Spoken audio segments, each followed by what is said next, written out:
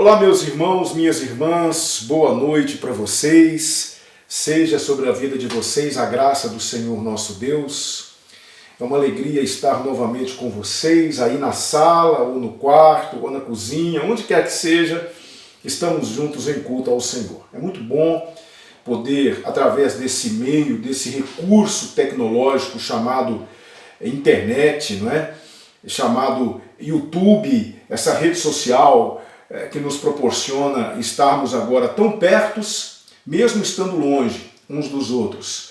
E através do YouTube nós vamos glorificar o nome do nosso Deus, vamos exaltá-lo e o principal, vamos ouvir a palavra que Ele preparou para nós nesta noite.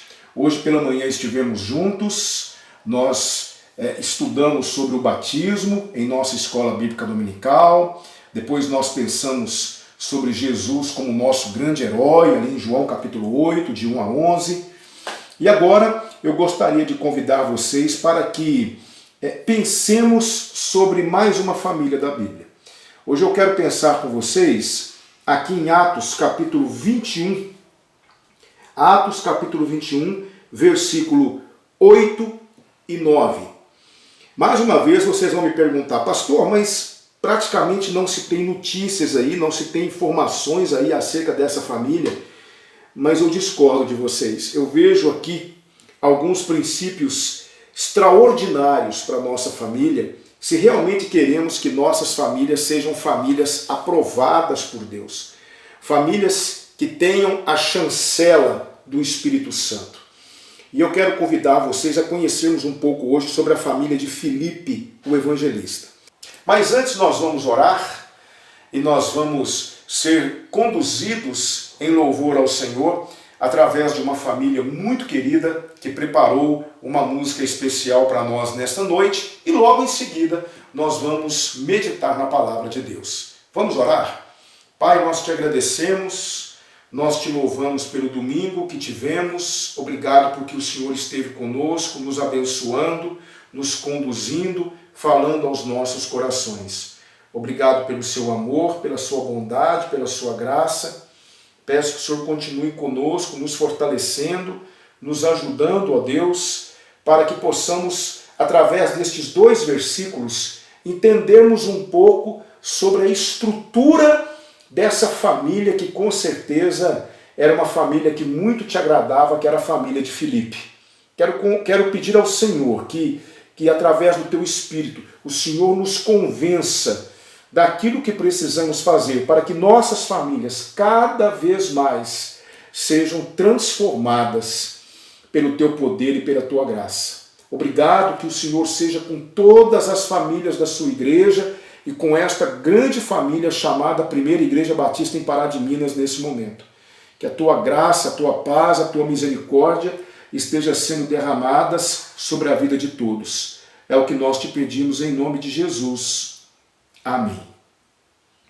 Amém. Vamos ouvir o louvor desta família e daqui a pouquinho nós voltamos para meditarmos nesses dois versículos do capítulo 21 de Atos.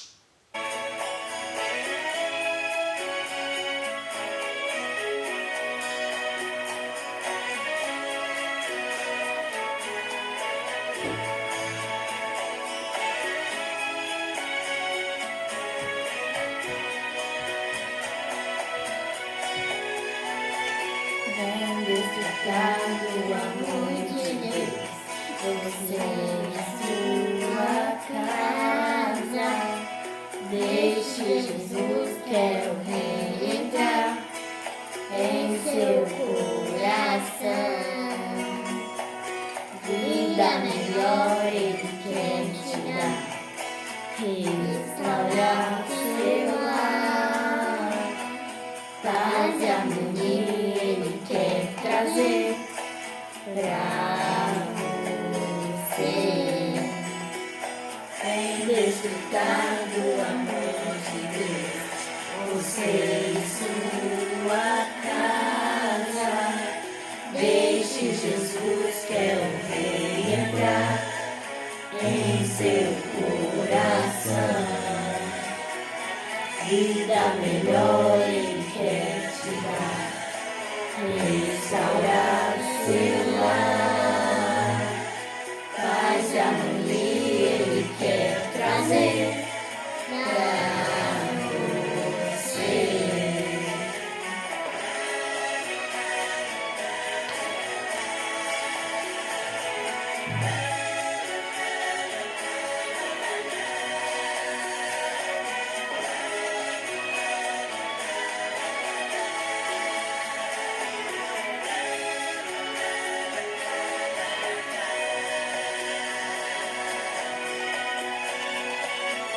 Já pensou e modificou toda a minha casa, ainda que venha a tempestade, não nos abalará. Vida melhor Ele quer te dar, restaurar seu lar. Paz e harmonia Ele quer trazer pra você. Paz e harmonia Ele quer trazer pra você.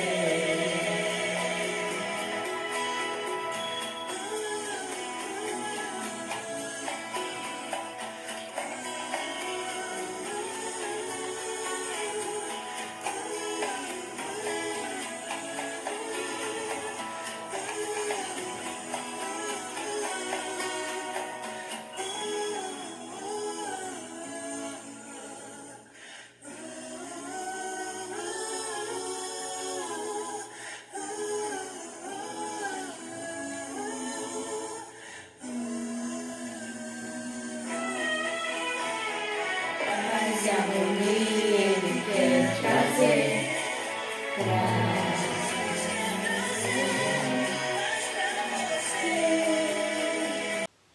Amém. Que Deus seja louvado por esta família que tanto amamos e que verdadeiramente os irmãos continuem sendo instrumentos do Senhor. Amém? Amém.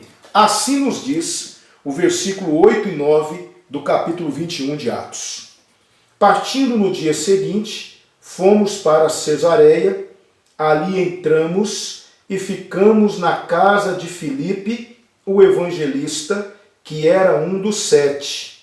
Ele tinha 4 filhas virgens que profetizavam. Que maravilha!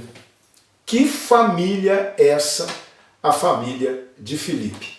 Antes, permitam-me dar a vocês algumas informações. Primeiro, esse Filipe aqui não era um dos apóstolos de Cristo. O próprio texto diz que ele era um dos 7 e não um dos 12, porque Jesus Cristo também tinha um apóstolo chamado Filipe, não é? Mas esse Filipe aqui não era um dos 12, ele era um dos 7. Se você retroceder comigo lá em Atos, no capítulo 6, por favor, Atos dos Apóstolos, capítulo 6, você vai ler comigo acerca desse Filipe, ao qual está aqui o seu nome registrado nesse versículo, e nós vamos ficar conhecendo então quem é esse Filipe. Aqui nós estamos lendo sobre a escolha dos 7 diáconos da igreja. Veja só o que nos diz o versículo de número 5. A proposta agradou a todos e elegeram Estevão, homem cheio de fé e do Espírito Santo, Filipe, Prócoro, Nicanor, Timão, Pármenas e Nicolau, prosélito de Antioquia. Então esse Filipe aqui, cuja casa o apóstolo Paulo e seus companheiros, vindo da Ásia, trazendo uma oferta para os cristãos de Jerusalém, eles se hospedaram, é o Filipe diácono, não é o Filipe apóstolo, ok? Ele era um dos 7 diáconos da igreja. E Filipe tinha um dom extraordinário, um dom importantíssimo para a igreja de Cristo, que é o dom de evangelista. Se você abrir comigo lá em Efésios, carta de Paulo aos Efésios, no capítulo 4, por favor, carta de Paulo aos Efésios, aqui no capítulo 4, aqui no versículo 11, veja só o que a palavra de Deus nos diz. E ele mesmo deu uns para apóstolos, outros para profetas, outros para evangelistas, outros para pastores e mestres, querendo o aperfeiçoamento dos santos para a obra do ministério e para a edificação do corpo de Cristo. Então, o dom de evangelista é um dom extremamente necessário para a Igreja de Cristo. Quem são os evangelistas? Os evangelistas geralmente são aquelas pessoas que não conseguem ficar caladas. Elas precisam falar de Jesus. É claro que todo crente precisa evangelizar, mas parece que o evangelista ele tem isso correndo nas suas veias. Está no sangue desse crente. Ele não consegue ficar calado. Ele não consegue ficar um minuto sem falar de Jesus. Eu conheço alguns evangelistas. Eu conheço um irmão ali na cidade de Perdigão, que se ele se encontrar com 30 pessoas durante o dia, ele vai pregar o evangelho para as 30. Ele não consegue ficar calado. Ele não foi chamado para ser um pastor, ele não foi chamado para ser um mestre, mas ele é chamado para ser um evangelista. Ele está na linha de frente da igreja. E Filipe era um evangelista. Se você ler comigo, por exemplo, o capítulo 8 de Atos, depois você dá uma lida em todo o capítulo, no capítulo 8, Filipe, ele encontra-se com um eunuco que estava voltando de Jerusalém, da adoração. Ele tinha ido a Jerusalém para adorar, estava voltando para sua terra, não é? A Etiópia, não é? Ele era eunuco de Candace, rainha dos etíopes, e ele estava voltando de Jerusalém para adoração. Muito provavelmente ele era um prosélito, era alguém que havia se convertido ao judaísmo, e ele estava lendo o profeta Isaías. Então Filipe, ele entra no carro e ele pega a oportunidade. Quando ele fica sabendo que o eunuco estava lendo sobre Isaías, ele pega esse texto e evangeliza o eunuco e leva o eunuco ao batismo. Nós falamos um pouco sobre isso hoje de manhã. Então o evangelista, ele não consegue ficar calado. Ele prega o tempo todo, ele fala de Jesus o tempo todo, ele fala da salvação, do plano de salvação, ele confronta o pecador o tempo todo. O evangelista não consegue ficar sem pregar o evangelho. Louvado e glorificado seja Deus pelos evangelistas da igreja. Na nossa igreja nós temos alguns evangelistas, pessoas que não conseguem ficar sem falar de Jesus, não perdem uma oportunidade. Pois bem, esse Filipe, diácono, evangelista, ele morava em Cesareia, e quando Paulo estava indo para Jerusalém, levando aquela oferta que ele havia recolhido com os crentes da Ásia, para ajudar os crentes pobres de Jerusalém, ele passa em Cesareia e ele fica na casa de Filipe. Quem é que está com ele? Lucas. Lucas está ali com Paulo, né? E ele vai para a casa de Filipe e ele observa que Filipe, esse evangelista, esse diácono, ele tinha 4 filhas virgens que profetizavam. O que isso significa? A palavra profetizar aqui significa que elas pregavam, que elas também estavam seguindo o exemplo do pai. As 4, elas também pregavam. Queridos, é interessante que nós não podemos desprezar nada do que está aqui no versículo 9, nada. E ele tinha 4 filhas virgens que profetizavam. Eu vejo nesse versículo 9, eu vejo pelo menos 2 características da família de Filipe que eu gostaria de compartilhar com vocês hoje, nessa reflexão, e que precisam estar presentes nas nossas famílias. Deus nos convida a termos famílias que Ele pode usar, famílias que Ele quer usar, famílias que Ele há de usar para a sua glória. Será que nossa família é uma família que Deus pode usar? Famílias que verdadeiramente sejam instrumentos de Deus para a sua glória? A família de Filipe era. E eu quero pensar com vocês agora, dadas essas informações que eu acabei de dar, sobre pelo menos 2 características que eu vejo nessa família, que são importantíssimas para as famílias em todos os tempos, em todas as eras, em todas as circunstâncias. Eu não estou falando de famílias perfeitas, a família de Filipe com certeza não era perfeita. Essa história de família perfeita é um mito, não existe família perfeita, não existe família que não tenha problemas, que não tenha dificuldades, mas eu posso dizer para vocês que existem famílias que podem ser usadas por Deus. Essa deve ser a nossa preocupação. Será que nossas famílias estão sendo usadas por Deus? Será que o nome do Senhor está sendo glorificado por causa da minha família? Bom, eu vejo que para que isso aconteça, duas coisas são necessárias. E eu quero pensar com vocês sobre isso aqui agora. A primeira coisa que eu vejo aqui é que Lucas faz questão de dizer que ele, Filipe, tinha 4 filhas virgens que profetizavam. É interessante que esse virgens está escrito aqui, não é à toa. Não despreze, não menospreze essa informação, virgens. Porque se isso não fosse importante, Lucas poderia ter dito assim, e tinha ele 4 filhos que profetizavam. Mas Lucas fez questão de dizer que elas eram virgens. 4 filhas virgens. Eu quero que você saiba de uma coisa. O povo judeu tinha um código moral muito radical. O povo judeu, ele zelava pela moralidade. Isso atraía a atenção dos gentios. Muitos gentios se convertiam ao judaísmo por conta do seu estrito código moral, por conta da sua moralidade. Entende? Então, é muito importante que nós entendamos que o judaísmo daqueles tempos estava inserido dentro de um contexto de paganismo. Roma era extremamente imoral. O mundo que circundava Israel era um mundo extremamente imoral. A questão da sexualidade era algo difundido de forma desenfreada. Paulo vai falar sobre isso lá no capítulo 1 de Romanos, quando ele aborda sobre essa questão da imoralidade sexual, não é? Então, já naqueles tempos, já naquela conjuntura, a questão da virgindade, a questão da pureza sexual, era algo defendido a ferro e fogo pelos judeus. E era isso que atraía a atenção dos gentios. Os gentios, acostumados com toda a imoralidade do Império Romano, vendo a forma de viver dos judeus, isso atraía a atenção dos gentios e eles se convertiam ao judaísmo. Nós vamos ter vários prosélitos em Israel. Por exemplo, Cornélio, o centurião romano, era um prosélito. O eunuco, que eu acabei de dizer para vocês em Atos 8, era um prosélito. Eram pessoas que se convertiam por ver a diferença do judaísmo para com as demais religiões.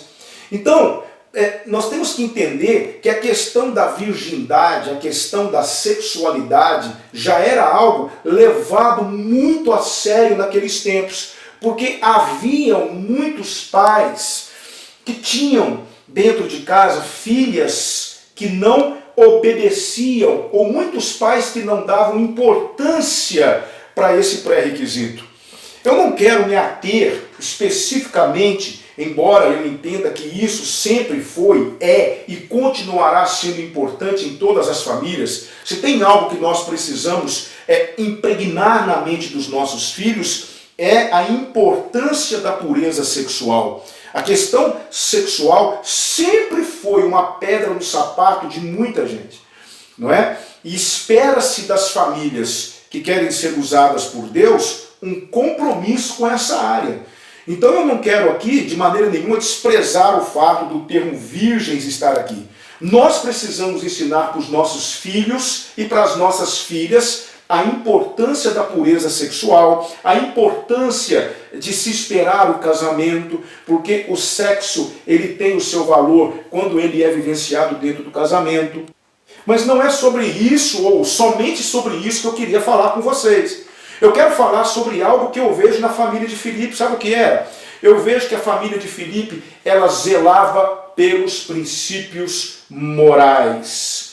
Queridos, permitam-me dizer uma coisa para vocês. Nós estamos, assim como naqueles tempos, hoje mesmo, inseridos dentro de um contexto totalmente desfavorável a nós cristãos que zelamos pelo modelo de família tradicional judaico-cristão. Nós estamos inseridos hoje numa sociedade imoral e amoral ao mesmo tempo. O que isso significa? É uma sociedade que, por não ter princípios e padrões morais, vive na imoralidade. Por isso é importante empreendermos dentro das nossas casas os parâmetros morais, Por isso é importante que os pais, principalmente os pais, vivenciem esses princípios morais dentro de suas casas. Cuidado, pais, com as palavras que se fala dentro de casa. Cuidado com os programas de televisão que muitas vezes estamos assistindo dentro de casa e que infelizmente também estão sendo vistos pelos nossos filhos. Cuidado com a maneira como nós nos tratamos dentro de casa, com gracejos indecentes, com piadinhas de baixo calão. Tudo isso contribui para uma deteriorização dos princípios morais dentro da família. Eu quero que nós atentemos para isso. Quando Lucas vai dizer aqui no livro de Atos que Filipe tinha 4 filhas virgens, isso mostra que Filipe, ele lutava e zelava pelos padrões morais dentro de sua casa. Ah, queridos, ligue a televisão para você ver, vá ler o jornal, saia na rua para você ver como a nossa sociedade está inserida dentro de um contexto de imoralidade. Você olha para as bancas de revista, você olha para os outdoors, você sai na rua, muitas vezes você vê meninas novas ainda, tenras na idade, quase desnudas. Você vê meninos usando trajes indecorosos. Você acha que isso é só para as meninas? Claro que não, é para os meninos também. Hoje você vê tantos garotos, tantos rapazes com posturas sensuais, meninas com posturas sensuais, meninas que não prezam pela sua postura, pela sua identidade, muitas vezes construída pela palavra de Deus, infelizmente dentro da igreja. Eu posso dizer para você hoje, quando eu falo igreja, eu me refiro a dentro de um contexto geral. Hoje, infelizmente, você manter o seu padrão moral para os seus coleguinhas da igreja é motivo de riso, é motivo de zoação por parte deles, porque essa questão da pureza, da moralidade, ela está sendo questionada até por pessoas dentro da igreja. Então eu quero te convidar a entender que nada é mais importante do que termos padrões, do que vivermos debaixo de padrões. E esses padrões nos são apresentados pela palavra de Deus, nos são apresentados pela Bíblia. Se você ler a Bíblia de Gênesis e Apocalipse, você verá que Deus zela pela santidade do seu povo. E não há como ser santo, não há como ter uma família santa, não há como ser santo dentro de casa ou em qualquer lugar onde você se encontra, se nós não estabelecermos para nós o critério de obedecer padrões que nos são apresentados pela palavra de Deus. Queridos irmãos, esse texto me chama a responsabilidade. Esse texto me chama a responsabilidade. Eu tenho 2 filhas. Eu tenho uma filha de 13 anos e tenho uma filha de 8 anos. Eu tenho 2 filhas. E eu preciso o tempo todo me atentar para o fato de que elas precisam não só ouvir da minha parte e da parte da mãe delas sobre padrões morais, mas ver esses padrões morais em funcionamento dentro da nossa casa. Por isso nós temos que nos preocupar com o que estamos falando, com a maneira como nós estamos nos comportando. Existe um padrão moral que deve cercar as famílias cristãs. Existe um padrão apresentado pela palavra de Deus que deve estar presente no nosso conceito de religião. Não adianta você vestir uma roupa bonita, pegar a sua Bíblia, colocar debaixo do braço, ir para a igreja na quarta-feira ou ir para a igreja no domingo, se no dia a dia, nos outros 5 dias da semana, você não vive os padrões morais apresentados pela igreja dentro da sua casa. Então, quando eu vejo Lucas dizendo aqui que ele tinha 4 filhas virgens, eu louvo a Deus, porque Filipe, ele zelava pelos padrões morais apresentados pelo judaísmo e reforçados ainda mais pela pessoa do Senhor Jesus. Por isso, queridos, nós precisamos fechar as portas que ainda estão abertas dentro da nossa casa, por onde a imoralidade, por onde a falta de princípios morais pode entrar. Eu não estou dizendo que há essas portas abertas na sua casa, mas se porventura houver, feche. Vamos ter lares santificados, vamos ter famílias santificadas, famílias santas com padrões morais, vamos ter padrão naquilo que falamos, vamos ter um padrão para aquilo que assistimos na TV, vamos ter um padrão para a forma como nos relacionamos, vamos zelar por aquilo que a Bíblia nos manda zelar, vamos ensinar aos nossos filhos a importância do respeito, a importância do pudor, a importância de se preservarem, a importância de esperarem o momento certo para experimentarem essa bênção que Deus nos deu, chamada sexo. Vamos colocar na mente dos nossos filhos a importância de olharem-se no espelho e perceberem se a roupa que eles estão vestindo condiz com a fé que eles professam ou não. Vamos ter esses padrões dentro de casa. Eu convido vocês a se atentarem. O termo virgens não está aqui no versículo 9 à toa. Lucas colocou aqui para reforçar ainda mais o alto padrão moral da família de Filipe. E cá entre nós, precisamos disso. Precisamos, porque o nosso inimigo Satanás, ele tem trabalhado para destruir isso nas nossas casas. Ele tem trabalhado para fazer com que nossas famílias desistam disso. Ele tem trabalhado para implementar dentro das nossas casas outros conceitos, outros parâmetros, outros valores que não são os valores da palavra de Deus. Por isso, querido pai, querida mãe, mostre isso para os seus filhos. Não apenas ensine, mas mostre.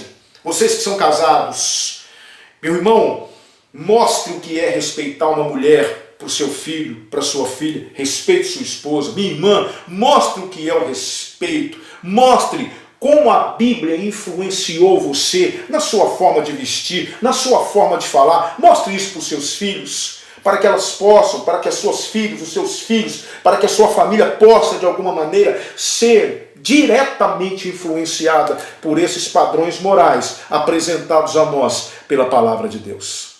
Amém. Glória ao Senhor por isso. Mas eu vejo aqui outra coisa, outro princípio extremamente importante para uma família que com certeza será usada por Deus, como a família de Filipe foi.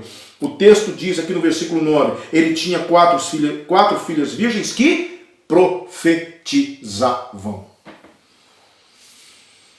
Qual era o ofício? Qual era o chamado do pai? Profetizar, pregar. Filipe era um evangelista.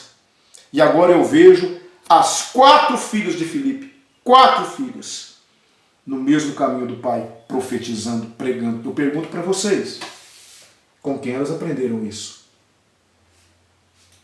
As 4 filhas de Filipe foram impactadas por quem?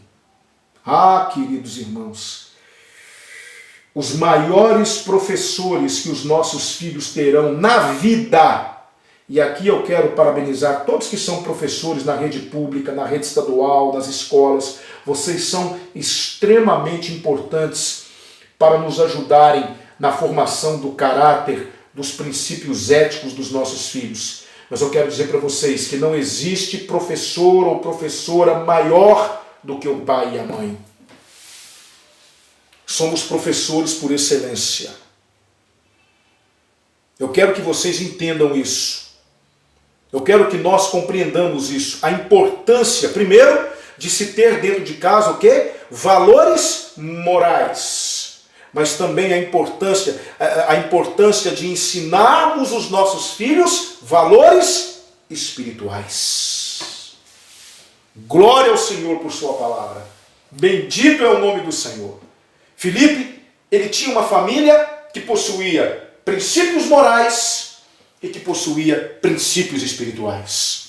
Ele não descuidou, ele não se preocupou somente com uma área. É muito importante, é extremamente importante, é imprescindível, é questão sine qua non que você implemente princípios morais na mente do seu filho e da sua filha, mas também é uma questão sine qua non, como eu disse, uma questão sem a qual não, uma questão de suma importância, que nós também ensinemos para os nossos filhos padrões espirituais. Que os nossos filhos aprendam a ser espirituais conosco. Que os nossos filhos aprendam o valor da oração, o valor da leitura bíblica, o valor da igreja, o valor do evangelho através das nossas vidas. Observe bem, Filipe era um evangelista. Filipe profetizava o tempo todo. Filipe pregava a palavra o tempo todo. E ele produziu o quê? 4 filhas que andaram nos passos do pai. As filhas foram o que o pai foi. Ah, meus queridos, por isso eu digo, se tem uma escola importantíssima para o reino de Deus, essa escola se chama casa, essa escola se chama família. E se tem professores que Deus quer usar na formação do povo de Deus do amanhã, porque nós vamos passar, nós vamos embora desse mundo, nós vamos voltar para casa, quem ficará aqui? Os nossos filhos, as nossas filhas. E como é que eles viverão? Como é que eles enfrentarão esse mundo? Como é que eles darão continuidade ao legado deixado a nós por Cristo? Se nós formos os maiores professores deles. O que é que vocês têm ensinado para os seus filhos? Eu estou lendo com a minha esposa toda a Bíblia. Nós estamos lendo todos os dias um capítulo da Bíblia, como fizemos no início do nosso casamento. Nós estamos fazendo novamente. Um dia eu leio um capítulo, outro dia ela lê um capítulo. E isso tem sido uma bênção para o nosso casamento. Estamos caminhando aí para Gênesis, se eu não me engano, estamos em Gênesis 38. Estamos fazendo isso todos os dias. E ontem nós estávamos lendo sobre Jacó. E como que Jacó, ele andou nos encalços do seu pai. Jacó, se vocês derem uma lida em Gênesis, vocês verão que assim como Jacó enganou o seu pai Isaac, enganou o seu irmão Esaú, não é? E ele, infelizmente, ele pôde aprender com o seu pai Isaac uma coisa muito ruim. Ele aprendeu com o seu pai Isaac a questão da preferência por filhos, porque a Bíblia deixa claro que Isaac amava Esaú. Isaac tinha uma predileção por Esaú. Nós estamos lendo Gênesis 37 e nós vimos que Jacó desenvolveu um amor diferenciado por José. Olha que coisa interessante. Com quem Jacó aprendeu isso? Com seu pai Isaac. Ele foi preterido por Isaac. Isaac preferia Esaú. A mãe dele, Rebeca, preferia Jacó, mas Isaac preferia Esaú. Jacó desenvolveu isso e ele aprendeu isso com Isaac. Ele desenvolveu a mesma característica. Ele tinha 12 filhos e uma filha, pois a Bíblia deixa claro que ele deu a José uma túnica de diversas cores, mostrando a sua predileção por José. E o texto bíblico diz que ele amava José mais do que todos os outros filhos. Querido, é muito sério a questão do ensino, a questão do exemplo. Não pense que seus filhos não estão aprendendo, porque estão. Conta-se uma história de um pai que certa noite saiu para beber. Ele saiu para se embriagar. Estava chovendo e ele deixou o filho e a esposa em casa e foi para o bar para se embriagar, para beber. E o filho, olhando pela janela, percebeu que o seu pai deixou algumas marcas de pegadas, de pisadas no chão, porque o chão estava molhado, com barro, e o pai foi para o bar beber. Alguns minutos depois, ele encontrou seu filho no bar. Ele se assustou com aquilo e perguntou: o que você está fazendo aqui? Como foi que você chegou aqui? E o filho olhou para ele e disse assim: eu vim seguindo os seus passos.